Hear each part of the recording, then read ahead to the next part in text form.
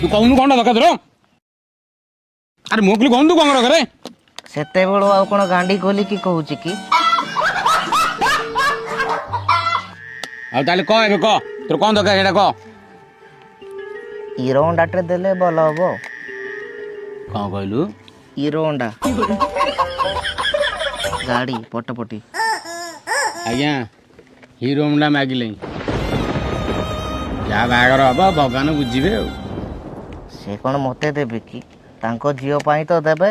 12 ମାସରେ 13 ପରବ ବୁଲେଇ ନେବି ତାକୁ। ରଥଯାତ୍ରା, ମକର ଯାତ୍ରା, କେତେ ଯାତ୍ରା ଅଛି ଆଉ ସେ ସାଇକେଲରେ ବୁଲେଇ ପାରିବି କି? ପିଲାଛୁଆ ଆଗକୁ ହବ, ଡାକ୍ତରଖାନା ବି ନେବାକୁ ପଡ଼ିବ। ପଛକଟେ ବସିକି ରାଣୀ ଭଳିଆ ଯିବ।